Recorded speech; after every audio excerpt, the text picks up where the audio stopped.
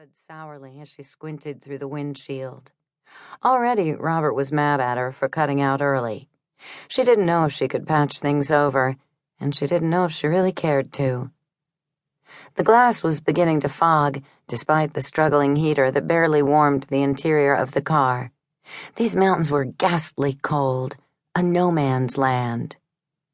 Reaching across the seat to her purse, she fumbled for her pack of cigarettes and found there was only one left. Great. Though she had sworn she would quit, another one of Robert's ideas, she didn't plan to put an end to her nicotine habit until New Year's Day. That gave her the next 6 weeks to enjoy smoking as much as she wanted. Then, at the stroke of midnight, she would quit cold turkey. As she saw the neon sign for a diner come into view, she lit up and even dared crack the window just a smidgen so that the smoke could get sucked out. Not enough to put her hand outside, not in this cold, but just enough space to keep the smoke from filling up the car.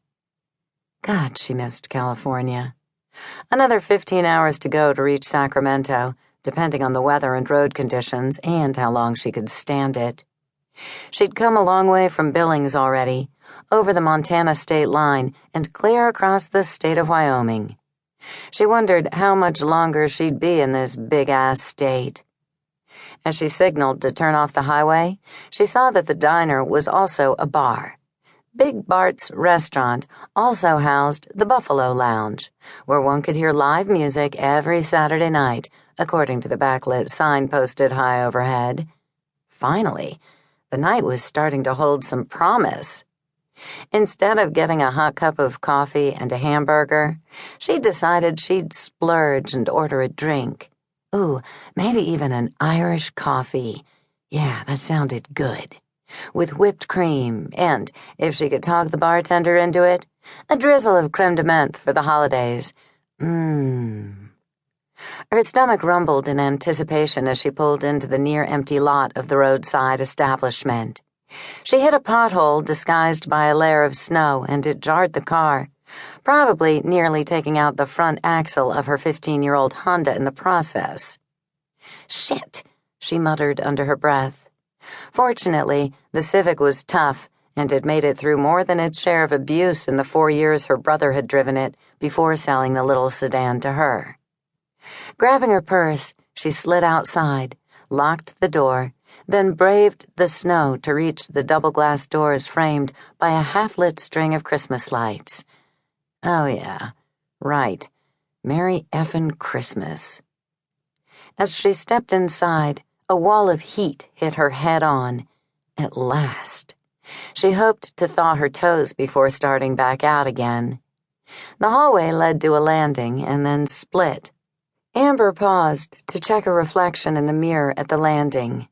Even though her eyes were a little tired and puffy, her black hair, with its blue tint henna, shone in the dim light.